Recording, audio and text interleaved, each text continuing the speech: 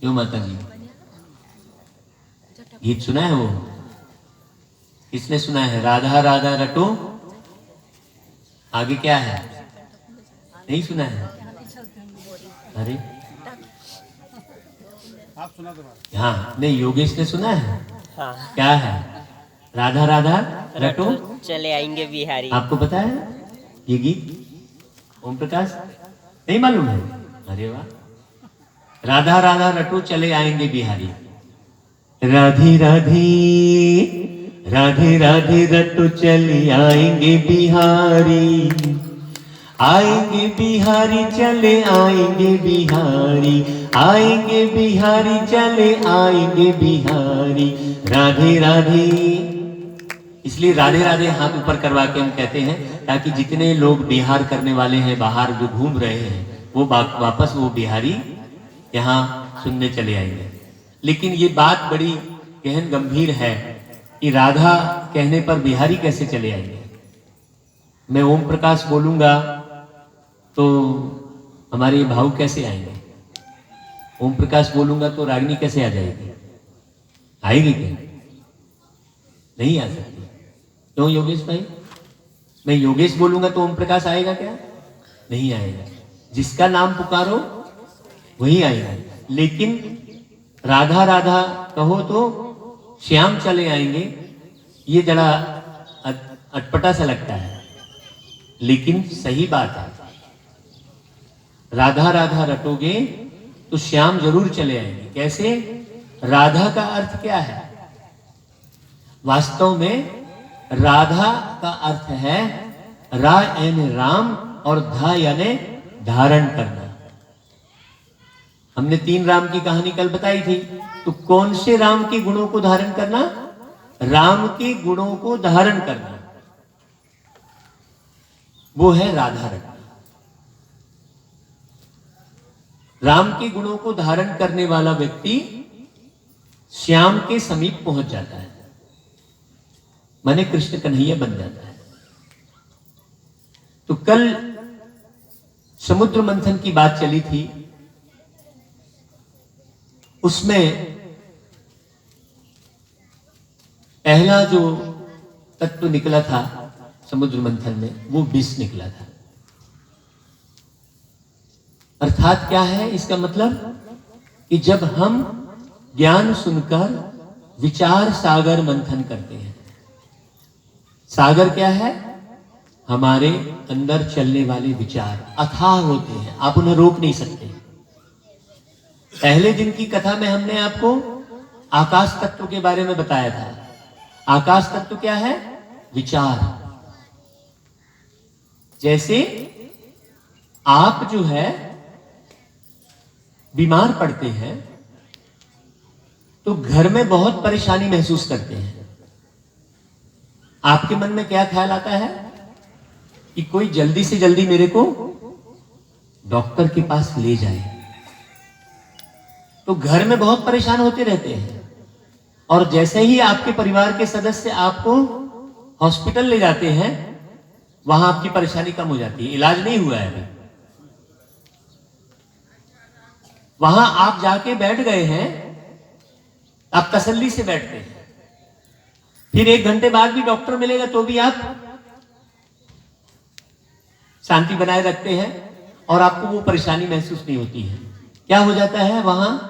घर में क्या रहता है? घर में घबराहट वाले विचार रहते हैं। और हॉस्पिटल में क्या हो जाता है? वो घबराहट वाले विचार किस विचार में परिवर्तित हो जाते हैं? तसल्ली वाले विचार। आपको ये तसल्ली हो जाती है कि भाई अब मैं डॉक्टर के पास हॉस्पिटल में आ गई हूं, अब मेरा इलाज हो जाएगा, मैं ठीक हो जाऊंगी। इलाज हुआ नहीं है, लेकिन फिर भी आप परेशानी कम महसूस करते हैं। वहां नहीं हड़बड़ाते हैं, वहां नहीं चिल्लाते हैं, क्योंकि विचार बदल जाते हैं। ये विचारों के जो सागर है, यही विचार सागर मंथन है। 1 सेकंड भी आप बिना विचार के नहीं रहते।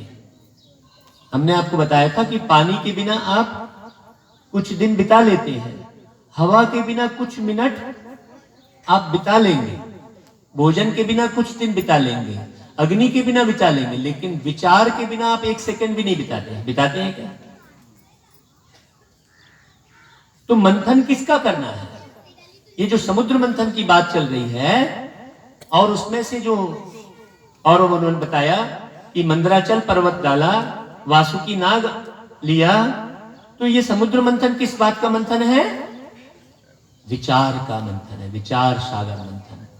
जब आप अपने विचारों को परिवर्तित करते हैं, अपने अंदर चलने वाले विचारों का परिवर्तन करते हैं।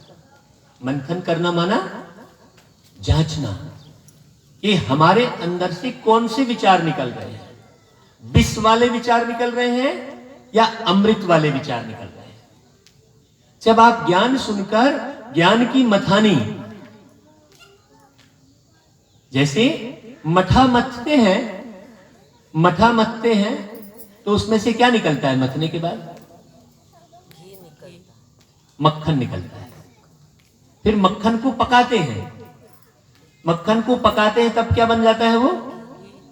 देखिए, उस खट्टे मठे में घी है, ये मालूम है क्या? वो मालूम कब पड़ता है? जब मथते हैं मथानी से। ठीक है, वही बात है।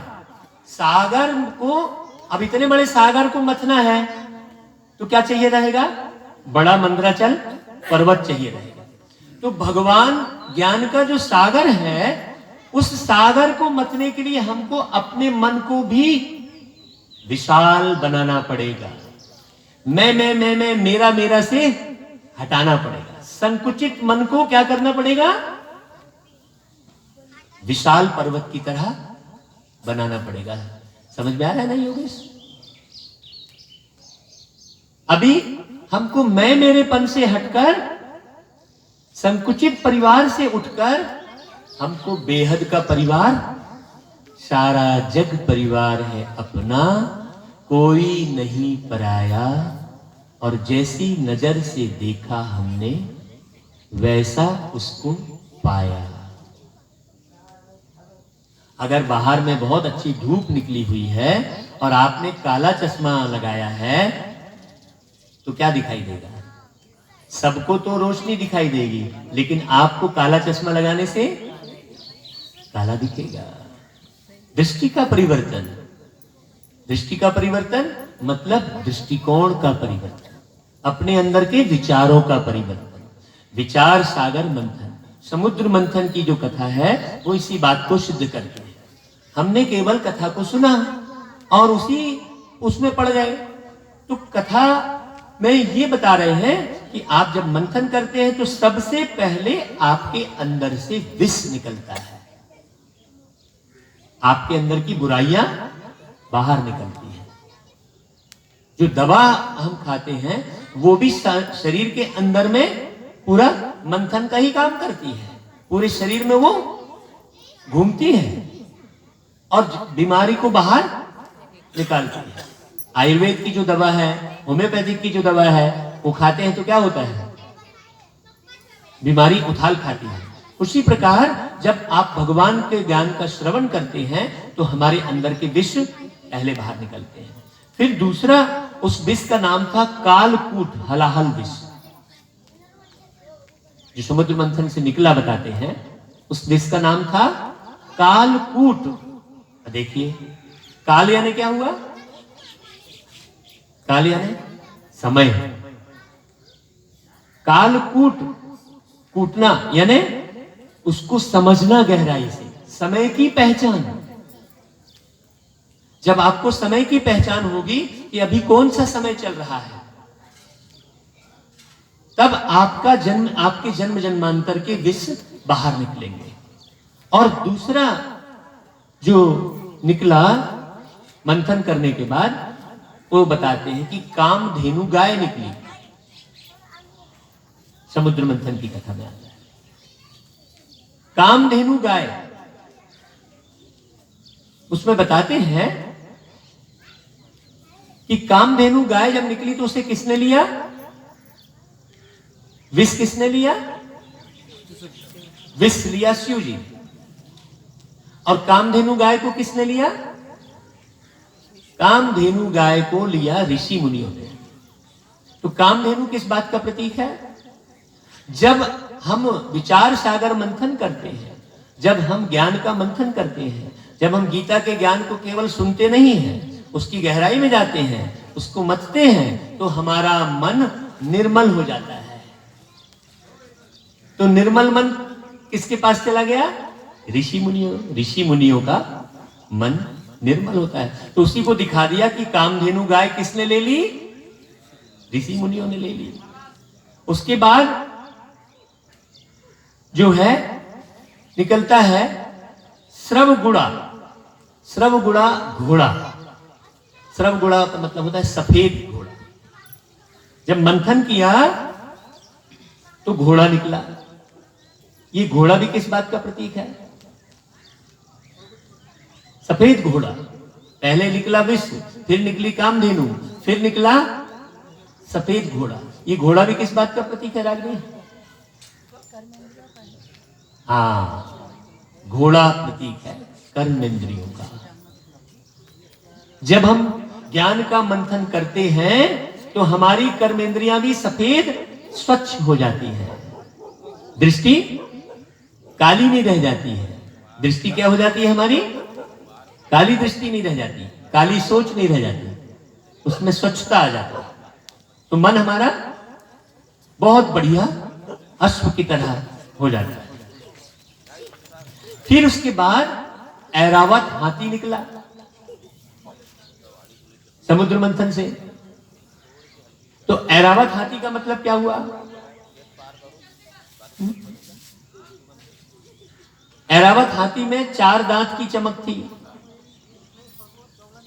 वो ऐरावत हाथी किसने ले लिया? इंद्र ने ले लिया। इंद्रजीत राजा ने ले लिया। इंद्रजीत राजा, हाथी किसके पास आया? इंद्रजीत राजा के पास। इंद्रजीत का मतलब क्या हुआ? जो अपनी इंद्रियों पर जीत हासिल करता है वही महारथी बनता है। हाथी प्रतीक है महारथी बनने का।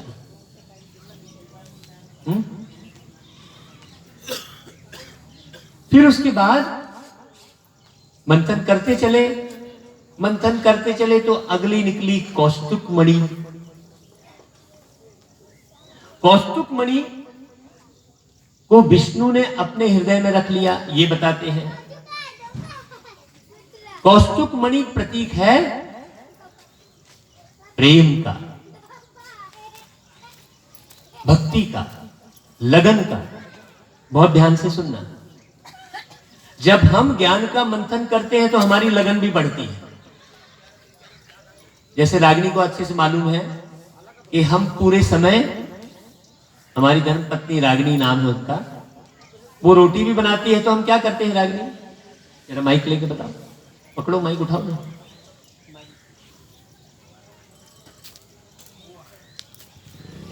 हाँ, ये रखा है। प्रैक्टिकल बात समझना बहुत अच्छे से। हम वैसा जीवन जी रहे हैं। जब रागिनी रोटी बनाती है तो हम क्या करते हैं? वहां बैठकर ज्ञान चर्चा चलते रहते, ज्ञान का मंथन ही करते हैं। तो ज्ञान का मंथन करने से हमारे अंदर लगन रूपी कौस्तुक मणि हमको मिल जाती है, लगन बढ़ती है हमारी। अगर आप ज्ञान का मंथन नहीं करेंगे, ऐसे कितनी भागवत सुन लिया, कितने रामायण पढ़ ली, लेकिन उसके बारे में विचार मंथन नहीं किया। तो विचार मंथन नहीं किया तो आपके अंदर लगन, आपके अंदर भक्ति पैदा नहीं हुई। भक्ति माना क्या? भक्ति माना लगन। अब व्यक्ति चेक कर ले कि जितनी लगन ज्ञान का मंथन करने वाले के अंदर है भगवान के प्रति, उतनी लगन ज्ञान का मंथन करने वाले के अंदर है क्या? उतनी लगन है क्या भगवान का? नहीं है। आप देखते होंगे जो मंच पर ऋषि मुनि लोग आते हैं, भाषण करते हैं, उनके अंदर भगवान के प्रति कितनी लगन दिखती है। क्यों? क्योंकि वो ज्ञान का मंथन करते हैं। तो केवल समुद्र मंथन की कथा नहीं सुननी है। उसके बाद मंथन करते करते, मंथन का कार्यक्रम चल रहा है, उसके बाद निकला कल्प वृक्ष। ये भक्ति मार्ग में बताते हैं कल्प वृक्ष। और बाबा हमको कौन सा वृक्ष बताते हैं? कल्प वृक्ष बताते हैं ना, बताते हैं ना। भक्ति में भी तो वही है, लेकिन उसका अर्थ नहीं मालूम है। कल्प वृक्ष का मतलब होता है ये जो 5000 साल का जो वृक्ष है मानव सृष्टि का, कहते हैं भगवान की मर्जी के बिना पत्ता नहीं हिलता। तो क्या भगवान की मर्जी के बिना पत्ता नहीं हिलता? तो क्या जितने भी गलत काम हो रहे हैं क्या भगवान की मर्जी से हो रहे हैं? आप भगवान की मर्जी के बिना कितने सारे काम करते हैं, पत्ता नहीं हिलता। पत्ता क्या है? इस मनुष्य सृष्टि रूपी झाड़ के हम आत्मा पत्ते हैं, जो कि सृष्टि चक्र जैसा चलता है उस अनुसार हम चलते चलते हैं। तो कल्प वृक्ष है प्रतीक कल्पना का, इच्छा का प्रतीक है। अपनी कल्पना में परिवर्तन आ जाता है। पहले हम कुछ और सोच रहे होते हैं और बाद में हमारी सोच, हमारी कल्पना परिवर्तित हो जाती है। अभी बाबा क्या आज की मुरली में बताया, इसलिए मुरली रोज सवेरे सुनना है। आज की मुरली में बाबा ने क्या कल्पना की बात कही कि बच्चे तुम सतयुग की स्मृति में रहो। आप हर चीज कल्पना से बनती है। ये मोबाइल पहले था क्या? था क्या? ये किसी ना किसी ने कल्पना की होगी। क्यों भाई ओम प्रकाश? ये मोबाइल की जितनी भी सामग्री है सब कहां से बनाई है? इन्हीं प्रकृति के तत्वों से उठाकर तो बनाया होगा। इसके अंदर जो चिप बनी है, इसके अंदर जो बैटरी लगी है, वो अलग से कोई ऊपर से आसमान से टपकी क्या? कल्पना की है। कल्प वृक्ष निकलता है हमारे अंदर का। जब हम ज्ञान का मंथन करते हैं तब हमारी कल्पना सीधे कहां तक पहुंच जाती है? सतयुग तक पहुंच जाती है और स्वर्ग का निर्माण हो जाता है। जैसे ये मोबाइल का निर्माण किसी ने किया, वैसे हम बहुत सुंदर दुनिया का निर्माण कर लेते हैं। ऐसी दुनिया का निर्माण हो रहा है मेरी मीठी माताओं, जैसे बहुत साल पहले जब ये हमने सुना था कि एक ऐसा फोन निकलने वाला है जिसको कहीं भी रहकर बात कर सकते हैं, वायर नहीं रहेगा, तो हमें विश्वास नहीं होता था। अरे ऐसे कैसे फोन निकल जाएगा, ऐसे कैसे बातचीत हो जाएगी? विश्वास नहीं होता था, विश्वास नहीं होता था। एक तरफ निर्माण कार्य जारी था और प्रचार होना शुरू हो गया था। बहुत ध्यान से बात सुनना कि ऐसा मोबाइल आने वाला है। लोगों को भरोसा नहीं हो रहा था। फिर आया तो क्या किया? यूज किया। उसी प्रकार भगवान आकर बता रहा है कि तुम ऐसे ऐसे करोगे तो तुम स्वर्ग के मालिक बनोगे। अभी है नर्क और आने वाली दुनिया जो बन रही है वो स्वर्ग। माताओं, आप उस दुनिया के बारे में सुनोगे तो आपको बहुत अच्छा लगेगा। वहां ऐसे विमान होंगे जो बच्चा भी ऑपरेट कर लेगा। सुन लेना योगेश भाई, अभी आने वाली दुनिया ऐसी बढ़िया बना रहा है भगवान। ऐसे विमान होंगे जो बच्चा भी ऑपरेट कर लेगा। अभी कोई विमान बच्चा ऑपरेट करेगा क्या? अभी तो पायलट की ट्रेनिंग होती है विदाउट ट्रेनिंग। जैसे अभी हर घर में एक्टिवा और मोटरसाइकिल खड़ी है और उसमें से धुआं निकल रहा है और प्रदूषण बढ़ रहा है, वहां पर प्रदूषण मुक्त विमान होंगे हर घर के सामने में। संकल्प से चलेंगे, जो कि संकल्प शक्ति से चलेंगे। विचार शक्ति, भगवान की याद करते करते, भागवत की गहन रहस्यों को सुनते सुनते सुनते सुनते आपके विचार कल्प वृक्ष बन जाएंगे। माने आप जो कल्पना करेंगे वही होगा। एक व्यक्ति थक कर एक वृक्ष के नीचे बैठ गया। एक कहानी है, अब इस कहानी को थोड़ा सा समझना। कल्प वृक्ष की बात आई है, समुद्र मंथन से कल्प वृक्ष निकला। तो वो थक गया, तो वृक्ष के नीचे, वो ऐसे वृक्ष के नीचे जाके बैठ गया जहां जो सोचो वहां फट पूरा होता है। तो वो सोचने लगा कि यार मैं बहुत थक गया हूं, थोड़ा एक आध बिस्तर मिल जाता। तो फट से क्या हो गया, बिस्तर लग गया। बोले तकिया भी आ जाती है, तो तकिया आ गई। बोले मैं इसमें सो जाता, तो सो गया, नींद आ गई उसको बढ़िया। फिर नींद पूरी हुई, उठा तो भूख लगी, तो बोले खाना मिल जाता तो बढ़िया रहता, तो खाने की थाली आ गई। और उसने खाना वाना खाया। फिर उसके अंदर में भय के विचार आने लग गए, क्योंकि जंगल में बैठा था। बोले अरे यार शेर आ जाएगा तो गड़बड़ हो जाएगा, तो शेर आ गया। बोले यार ये शेर मेरे को आएगा, ये खा जाएगा तो गड़बड़ हो जाएगा। शेर उसको क्या कर गया, खा गया। सारा खेल किसका है, कल्प वृक्ष का है। इसीलिए सुबह सुबह मुरली सुनने की जो भगवान ने आकर विधि बताई कि आप सुबेरे आपके विचारों में भगवान ज्ञान रूपी बीज डालता है। प्रतिदिन आप ज्ञान रूपी बीज डालेंगे तो आपका आपकी कल्पना बहुत सुंदर बनती चली जाएगी। इसलिए मैंने भागवत शुरू करने के पहले पहला गीत मैंने यही सुनाया था कि जैसा सोचोगे तुम वैसा बन जाओगे। तो आपकी जो है कल्पना कैसे बदलती है, जब आप समुद्र मंथन की कथा सुनते हैं, मतलब विचार सागर मंथन करते हैं। अगली जो है मंथन करने से क्या निकला, मंथन करने से निकली रंभा नाम की अप्सरा। बहुत ध्यान से सुनना, ये समुद्र मंथन की कथा में आता है। हमारे दादाजी सुने हैं तो बीच उनको याद आता है। तो रंभा नाम की अप्सरा निकली। ये रंभा नाम की अप्सरा किस बात का प्रतीक है, ये रंभा नाम की अप्सरा प्रतीक है वासना का। जब हम मंथन करते हैं तो सूक्ष्म में हमारी वासना छुपी हुई है, यह हमें मालूम पड़ता है। और मंथन नहीं करते हैं तो हम बस ऐसे ही समझ लेते हैं अरे हमने तो सब बढ़िया जान लिया, हमको तो बाबा मिल गया, भगवान मिल गया। लेकिन जब गहराई से स्वदर्शन करते हैं, स्वमंथन करते हैं, मंदराचल पर्वत लिखा है, माने मंदराचल माने मन के अंदर चल, मंदराचल मन के अंदर जा। वासना अभी भी छुपी हुई है। कई सोचते हैं मैंने बहुत भक्ति कर ली, लेकिन रंभा नाम की अप्सरा कब निकलती है, जब मंथन करते हैं। अगली चीज क्या निकली, अगली निकली देवी लक्ष्मी। और लक्ष्मी के हाथ में क्या था, लक्ष्मी के हाथ में कलश था।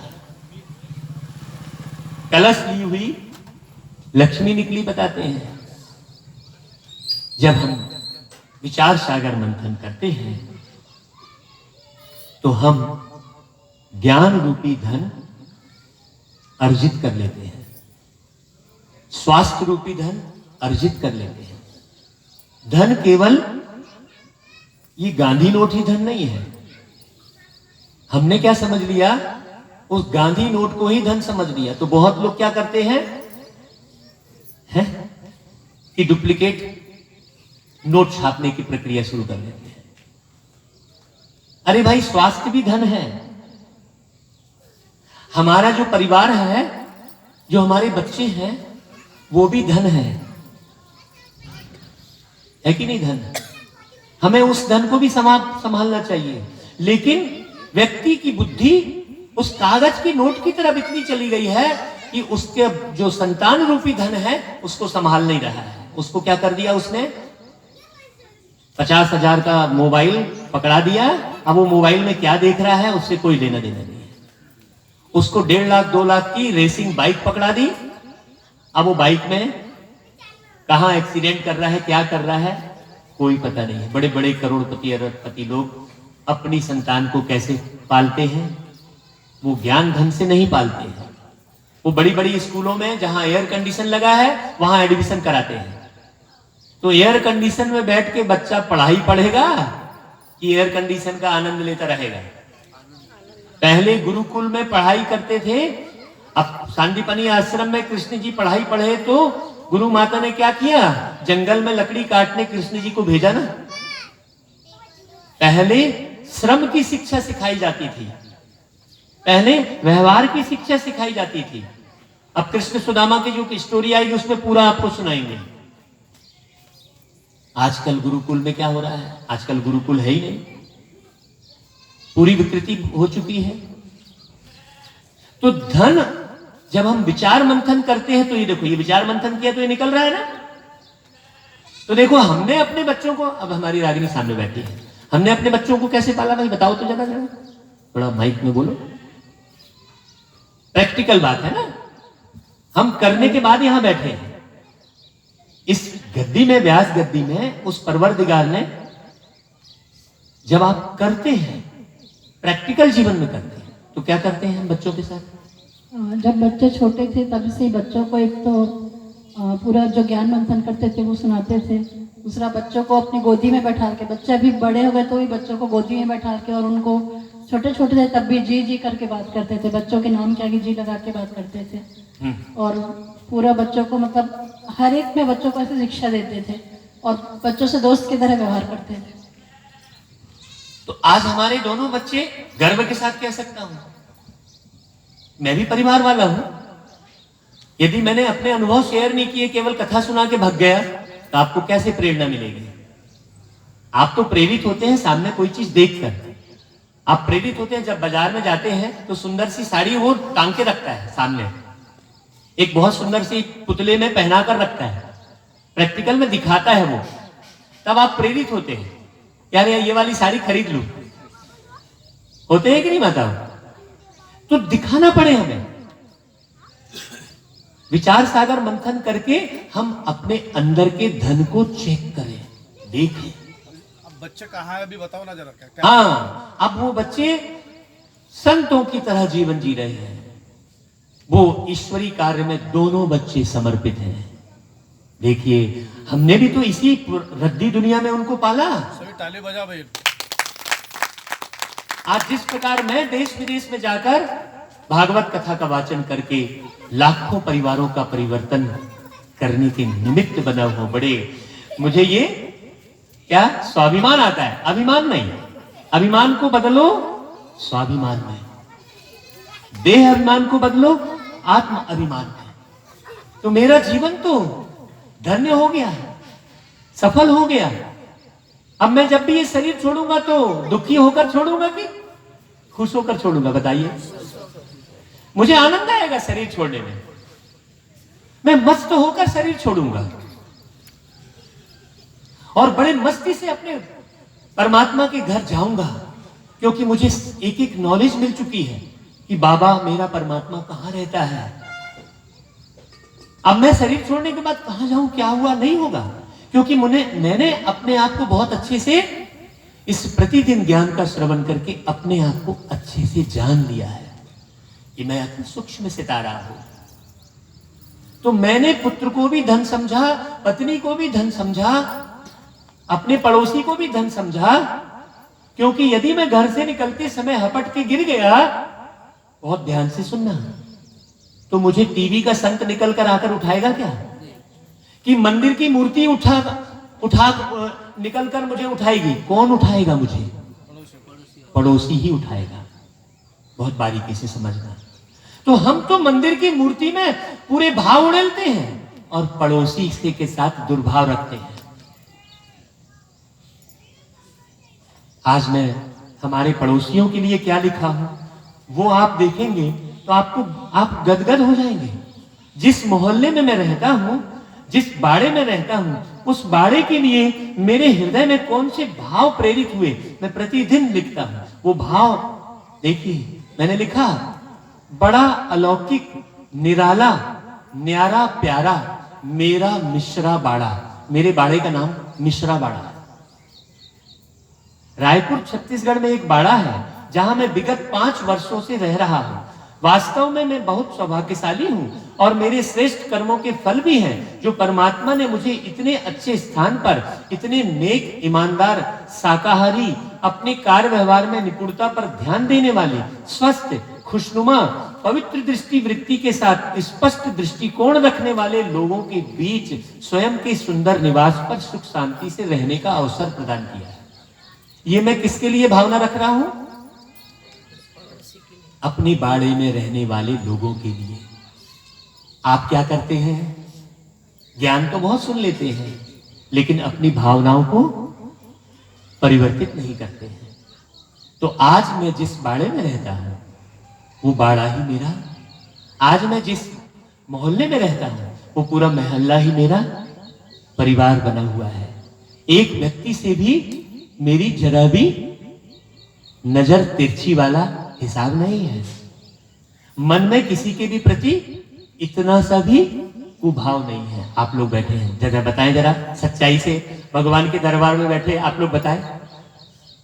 मैं तो चाहूंगा कि इस 5 दिन की भागवत में हम ये निर्णय लें कि कम से कम हम अपने बीना गांव के लोगों के साथ ऐसे सुंदर विचारों के साथ अपनी सुंदर भावनाओं को इतना परिवर्तित करें कि ये पूरा बीना गांव गोकुल नगरी बन जाए, वृंदावन बन जाए। जो मुझे भगवान को तलाशने के लिए वृंदावन तक ना जाना पड़े और ट्रेन के धक्के ना खाना पड़े। हमारा ये दायित्व है। आपके नगर में जो हमारे भाऊ ने, ओम शांति वाले भाई, इन्होंने जो भागवत कथा का आयोजन किया है वो बहुत बहुत धन्यवाद के पात्र है। तो मुझे केवल भागवत कथा सुनकर और आरती उतारकर और भजन सुनकर नहीं चले जाना है। मुझे अपने अंदर से विचार सागर मंथन करके और लक्ष्मी को बाहर निकालना है। तो अगली कौन सी निकली? देवी लक्ष्मी निकली। जब आप ज्ञान का मंथन करते हैं तो इस प्रकार से आपके भाव जागृत होते हैं। ये मैं प्रैक्टिकल, जब हमने बाबा का ज्ञान सुना तो बाबा ने कहा कि बच्चे, ये बाइस्कोप किसको बोलते हैं? फिल्म को। ये बाइस्कोप सिनेमा जो है ये पाप की जड़ है। ये भगवान ने हमको बताया। जब मैं शुरुआत किया ज्ञान में तो हमने घर में आकर पत्नी से कहा कि भाई ये बाइस्कोप पाप की जड़ है, तो ये जो बाइस्कोप सिनेमा तो हमारे हर घर में बैठा है। अब हर घर में बैठते बैठते सिनेमा हर हाथ में आ गया। बाइस्कोप क्या हो गया? तो देखो पतित अवस्था बढ़ती चली गई और दुनिया की पतित अवस्था बढ़ती चली गई और हम भागवत और गीता के ज्ञान का मंथन करते करते हम किस अवस्था में चले गए? पावनता की अवस्था में चले गए और दुनिया पतित होती चली गई। तो हमने उसी दिन से अपने घर से क्या किया? टेलीविजन को बाहर हटा दिया। आज 25 साल से भी ऊपर हो गए हमने